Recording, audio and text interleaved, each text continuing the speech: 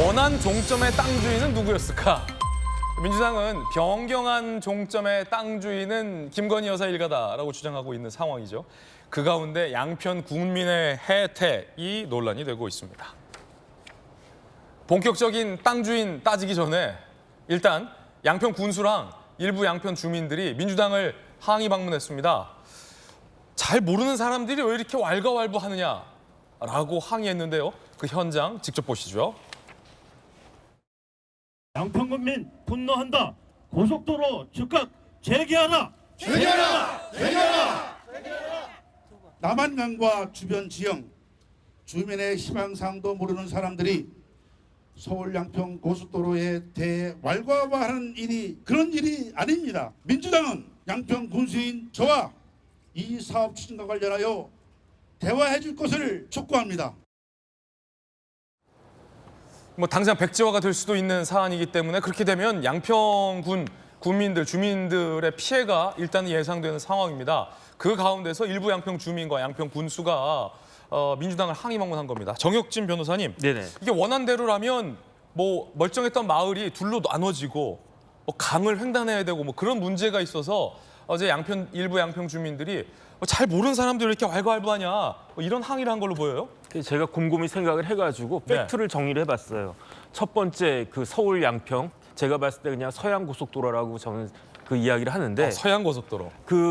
일단 계획이 있었던 거고 계획이 있었던 거예요. 이게 착공이 된 게 아니고. 그런데 그 계획이 변경된 게 첫 번째 팩트.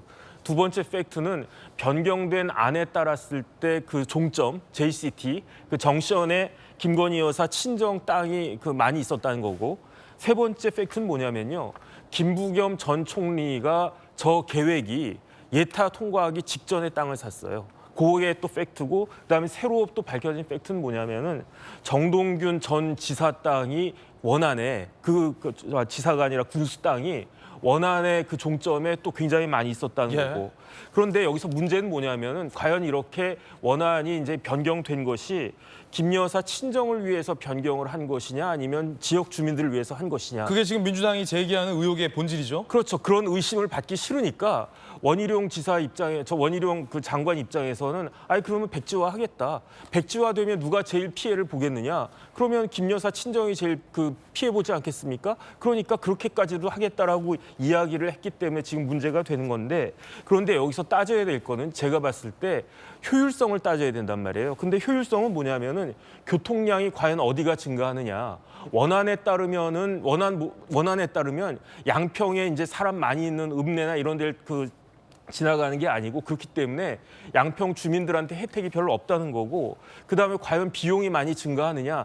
2km가 늘어나거든요. 도로 2km 까는데 돈이 상당히 많이 드는데 그게 그렇게 많이 들지 않는다라고 하는 게 국토부 입장이고, 또 하나 중요한 게 뭐냐면 조금 전에 앵커가 저한테 물어본 것처럼 환경적인 요소를 따져봐야 되는데, 지금 지도인데 네네. 일단 원안대로라면 강을 한번 횡단하게 되는군요. 원안대로라면 강을 2번 횡단하는 거예요. 2번 횡단하는군요. 그런데 예정안을 따지게 변경된 안을 따지면 한 번만 건너는 거예요. 예. 그다음에 여기서 제일 핵심적인 건 뭐냐면은 저 지도에서 보이는 것처럼 강하 IC예요. 강하 IC. 왜냐하면 지역 주민들은 이 양평의 서양 고속도로가 뚫리는데 양평에 IC가 하나도 없는 거예요. 그럼 IC가 하나도 없으면 우리는 이름만 빌려주고 아무런 혜택이 없는 거 아니냐. 그렇기 때문에 모든 사람이 민주당 여당 야당 할 거 없이 IC를 요구를 한 건데, 그 IC가 다시 한번 지도를 보면 강하 IC가 저기 있단 말이에요. 근데 강하 IC로 갔다가 원안대로 가면 고속도로가 90도로 확 꺾이게 되는 거예요.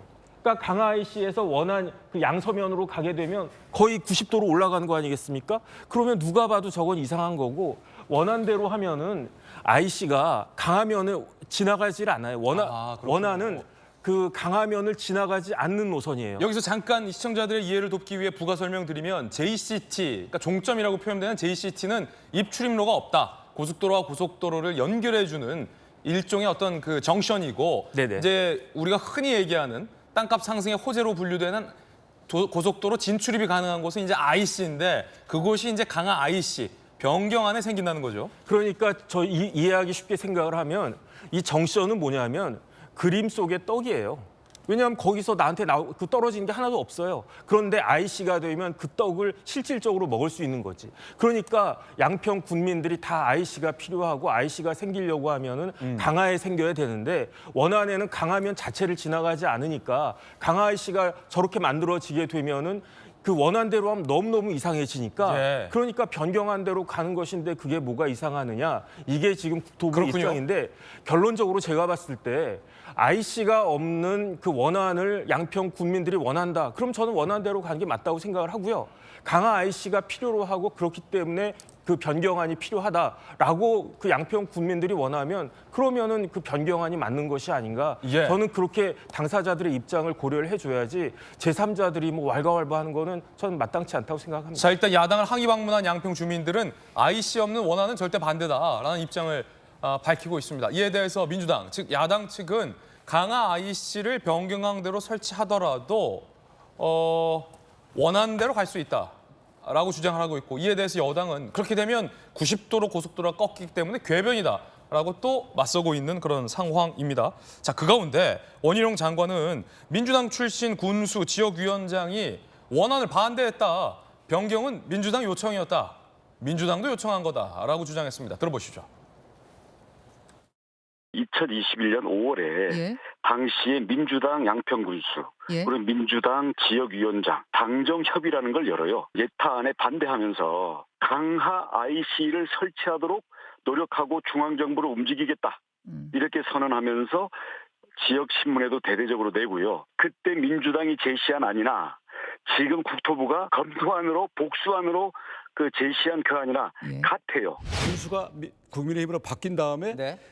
국민의힘 군수와 국회의원도 이 강상 강화 양평읍으로 가는 네. 이게 양평 군민들의 절대 다수기 때문에 네. 이리로 가야지 위는 반대다. 그 예타는 예비잖아요. 네. 의견 수렴을 하면서 안이 바뀔 수가 있거든요.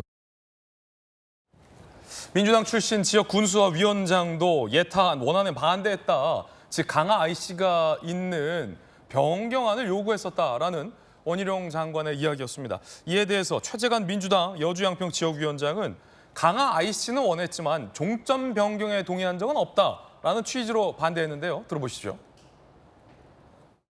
양서면 이외의 어떠한 대안도 공식적으로 논의되거나 나온 바가 없습니다. 당정 협의를 하면서 무슨 노선 변경을 얘기를 하고 종점 변경을 얘기했다. 다 거짓말입니다. 지역 주민들 의견 수렴을 하는 과정에서 이 강화면이 고속도로하고 아주 가까운데 탈 수 있게 해달라는 요구를 했습니다. 좋다. 그거를 저희가 해보자고 해서 이 건의안을 만듭니다. 종점 변경이나 노선 변경이나 근본적인 변화에 대해서 얘기 나오지도 않았고. 뭐 세부적으로 들어가니까 굉장히 좀 복잡할 수 있는데 간단하게 설명하자면 이겁니다. 강화 IC가 설치되는 변경안에 들어가는 강화 IC 설치에 대해서는 뭐 여야 모두 이견이 없는 것 같습니다. 원희룡 장관 주장대로 민주당 인사들도 강화 IC 설치에 대한 필요성에 대해서 강조했던 것은 사실로 보입니다. 그런데 종점이 변경되는 것을 두고 지금 여야가 세부적으로 정쟁 중인 겁니다. 김건희 여사 일가 땅이 있는 종점으로 변경한 것은 특혜를 주기 위한 것이 아니냐라는 민주당의 주장은 변함이 없는 것 같습니다.